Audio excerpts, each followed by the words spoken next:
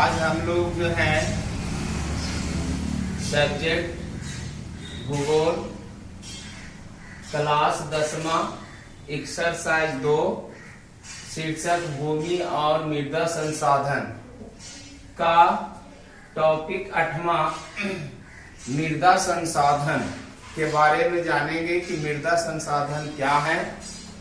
तो देखते हैं, पृथ्वी की ऊपरी परत अर्थात सतह जो मोटे, मध्यम एवं बारीक कार्बनिक तथा अकार्बनिक मिश्रित कणों का बना होता है, उसे ही मृदा या मिट्टी कहा जाता है।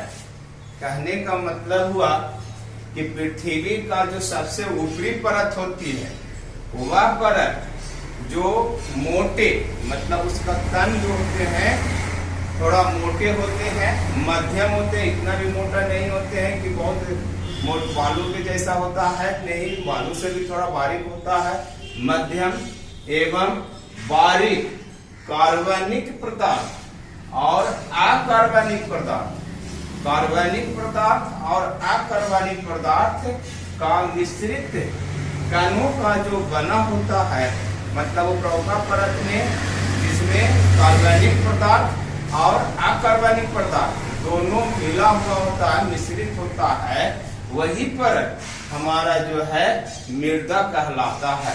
अर्थात इसी को हम लोग जो है मिट्टी कहते हैं।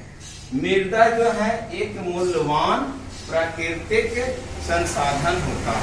मृदा जो हमारा है जो एक मूल्यवान है, मतलब उसका कोई मूल्य नहीं लगा सकता है, ये एक प्राकृतिक संसाधन है।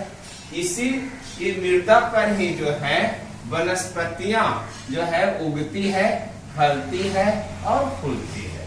मतलब इसी मृदा में जो है हमारे जितने भी पेड़ पौधे हैं, फिर फसल हैं, ये सब इसी मृदा में ही उगते हैं और वह फलते भी हैं, फूलते भी हैं। तो इस तरह से ये मृदा हमारा जो है एक मूल्यवान प्राकृतिक संसाधन बन जाता है। अब जो है मृदा का निर्माण, तो मृदा का जो निर्माण हुआ है वो जैविक एवं अजैविक पदार्थों के अपघटन एवं जटिल प्रक्रियाओं के द्वारा होता है।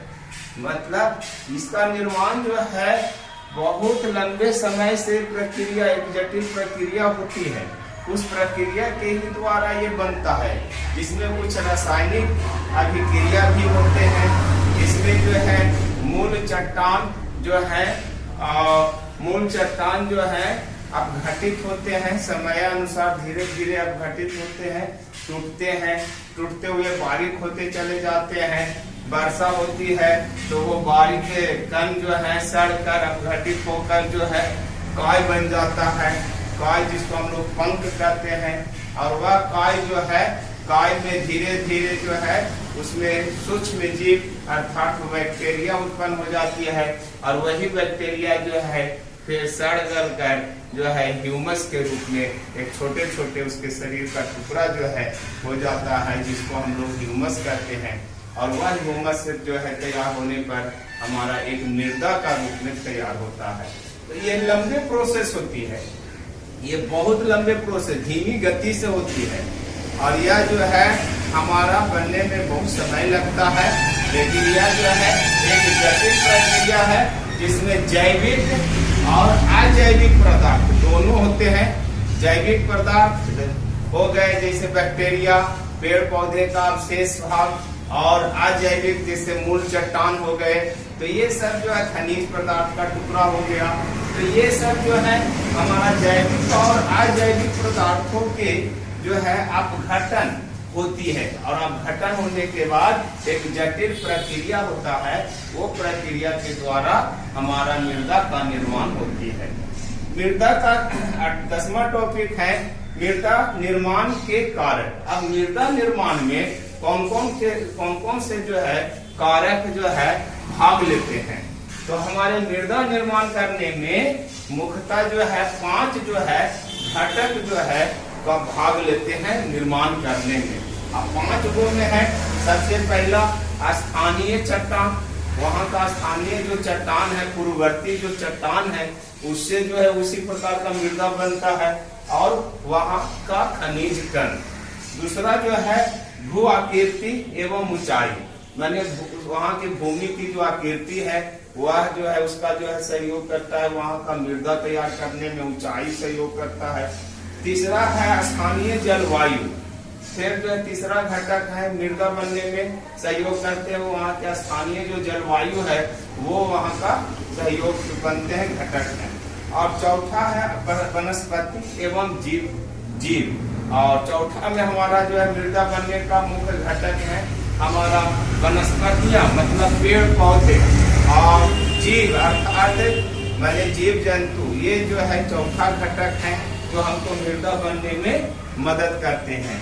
और पांचवा जो है समय, ये सब में जो है समय जो है लगता है, क्योंकि धीमी गति से इसका जो है निर्माण होता है, मृदा का निर्माण होता है, इसमें लंबे प्रोसेस होती है। तो इस तरह से हमारा मृदा निर्माण में 5 घटक होते हैं, और पांचों घटक में हम लोग ने देखा ये पांचों घटक से ही हमारा मृदा का निर्माण होती है, जिसमें पहला स्थानीय चट्टान और खनिज कण, दूसरा भू आकृति और ऊंचाई, तीसरा स्थानीय जलवायु, चौथा वनस्पतियां एवं जीव, और पांचवा जो है समय। तो इस तरह से हमारा मृदा का निर्माण होता है ये पांचों घटक से। और ये मृदा का निर्माण तो हम लोग देख लिए कि जैविक एवं अजैविक पदार्थों के अपघटन एवं जटिल प्रक्रिया के द्वारा यह बनता है। तो इस तरह से मृदा संसाधन देख लिए, मृदा का निर्माण देख लिया, और मृदा का निर्माण के कारक देख लिए।